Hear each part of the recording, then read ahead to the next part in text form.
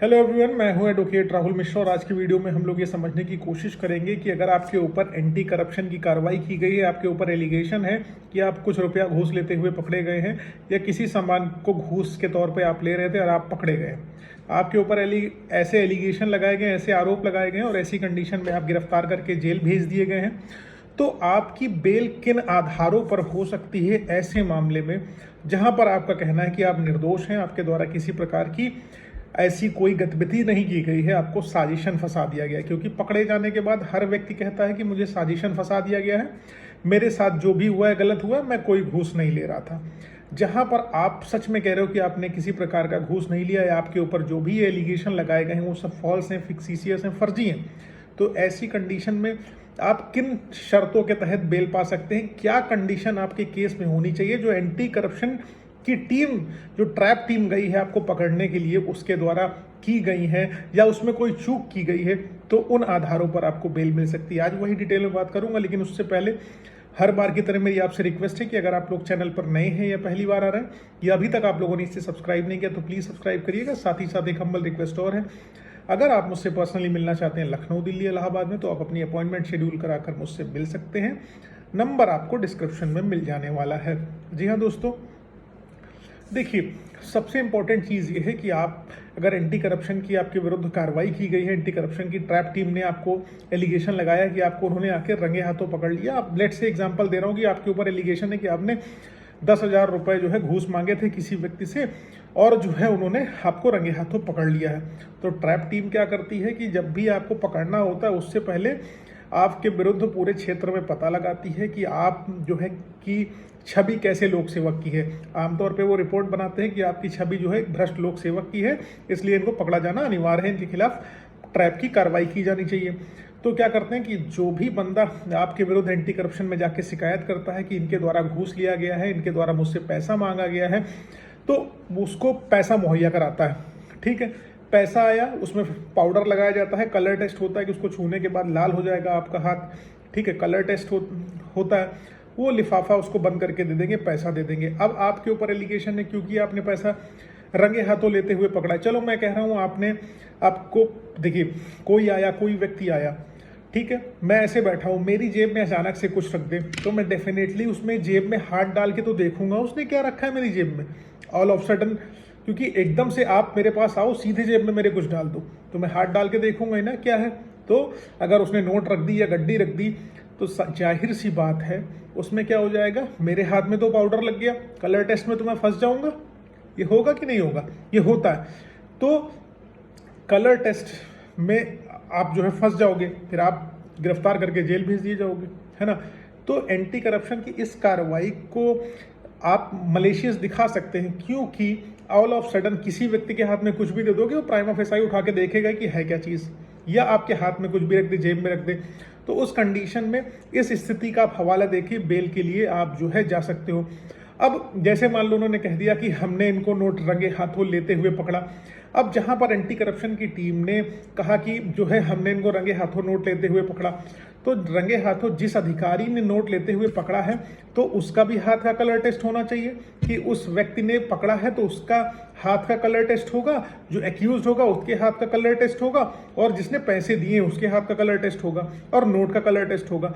सबका colour test match होना चाहिए। अगर इनमें से किसी की भी चेन टूटती है जिनका कलर टेस्ट नहीं हुआ, फिनोक्सीन पाउडर होता है जिससे हाथ धुलाए जाते हैं, वो अगर नहीं हुआ तो यहाँ पर भी एक सस्पेक्शन आता है, सस्पेक्टेड स्थिति उत्पन्न होती है कि ये रिकवरी फर्जी है। क्योंकि किस अधिकारी ने कहाँ से पैसे निकाले, जेब से पैसे निकाले, मुंह से पैसे निकाले कि हाथ से पैसे निकाले, ये स्थिति स्पष्ट होनी चाहिए। और ये स्थिति अगर भ्रामक है, स्पष्ट नहीं है, तो अगर आप न्यायालय को प्रॉपरली इसको एक्सप्लेन करने में सफल हो गए तो आपको बेल मिल जाएगी। ठीक है। दूसरी चीज कि एंटी करप्शन की टीम जो होती है, बड़ा पैसा सरकार एंटी करप्शन को जो है विभिन्न उपकरणों से लैस करने के लिए खर्चा करती है ताकि भ्रष्ट लोक सेवक, जो भ्रष्ट अधिकारी हैं, उनको पकड़ा जा सके प्रॉपरली। लेकिन एंटी करप्शन लैग कर देती है अपनी कार्रवाइयों को पूरा करने में, क्योंकि एंटी करप्शन में पुलिस वाले ही तो अधिकारी, और पुलिस कैसे काम करती है आप बेहतर तरीके से जानते हो। अब जहां पर एंटी करप्शन टीम जाती है, वो पकड़ने गई, तो एंटी करप्शन टीम का क्या कार्य है कि वो वीडियोग्राफी करे मौके पर। अगर आप इतनी बेहतर तरीके से ट्रैप टीम प्लान बना रही है, ट्रैप करने किसी को जा रही है, तो वीडियोग्राफी करे। जहां पर उस घटना की वीडियोग्राफी नहीं की गई है तो यहां पर फिर आता है कि क्योंकि एंटी करप्शन की टीम में बहुत मुस्तंडे हैवी लोग आते हैं, ठीक है, जिसको फंसाना है फंसा देंगे। हाँ, उसी तरीके से अगर एंटी करप्शन की टीम ने, क्योंकि पूरी तरीके से लैस है वो सारी टेक्नोलॉजी से, अगर वीडियो नहीं बनाती है तो भी यह स्पष्ट हो जाएगा कि इनके द्वारा गलत तरीके से किसी प्रकार की कार्रवाई की गई है।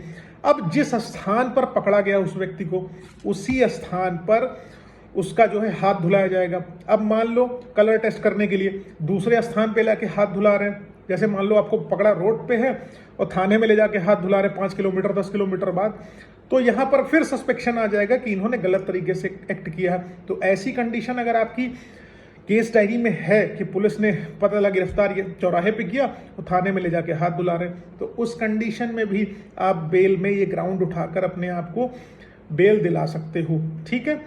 और सबसे खास चीज़, जैसे आमतौर पे ये लोग कहते हैं कि हमने इनको भरी बाजार घूस लेते हुए पकड़ा, तो आप अगर जहां पर देख लीजिए कोई भी इंडिपेंडेंट आई विटनेस नहीं है, केवल सरकारी गवाहों के वाला, क्योंकि सरकारी अधिकारी गए हैं वो तो डेफिनेटली अपने पक्ष में गवाही देंगे ही देंगे कि हमने इनको घूस लेते पकड़ा।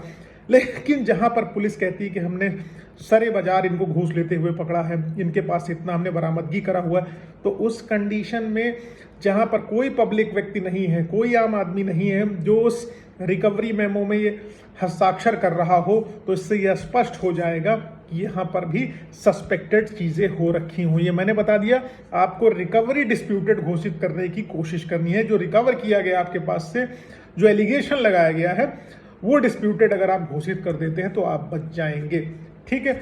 उसके बाद जो भी धन बरामद किया गया है, उस धन को जो बरामद करी गई है, बरामदगी की गई धन की भी सर्व मुहर होनी चाहिए, सील बंद होना चाहिए। अगर वो सर्व मुहर नहीं है, सील बंद नहीं है, तो भी आप बेल के लिए एंटाइटल होंगे। तो इन ग्राउंड्स पर आप अच्छे तरीके से बहस करेंगे, रिकवरी को डिस्प्यूटेड घोषित करा देंगे कि जो बरामद ही हुआ है वो हमारे पास से हुआ ही नहीं है। अगर ये तथ्य अप्रोप्रिएट तरीके से आपने न्यायालय के समक्ष रखे तो आपको बेल मिल जाती है। और जनरली एंटी करप्शन के मामलों में इन सब रीजन की वजह से बेल मिल जाती है, क्योंकि एंटी करप्शन की टीम प्रॉपरली अपनी कार्रवाइयों को निष्पादित करने में सफल नहीं हो पाती है। तो उम्मीद है ये जानकारी आपको समझ आई है, पसंद आई है। जो लोग फंसे हैं इस तरीके के मैटर्स में, चाहे वो लेखपाल हो, दरोगा हैं, वो अपने आप को बचाने के लिए इन ग्राउंड्स का इस्तेमाल कर सकते हैं और प्रोटेक्ट हो सकते हैं। हम लोगों ने एक बेल की थी, उसमें इन ग्राउंड्स का हवाला दिया था और कोर्ट ने रिजल्ट, क्योंकि मैं यहाँ नहीं डिस्क्लोज करूंगा क्या किया क्या नहीं किया, लेकिन इन ग्राउंड्स के दम पर आपको डेफिनेटली हेल्प मिलती है और प्रोटेक्शन होती है। Thank you so much for watching, thank you so much.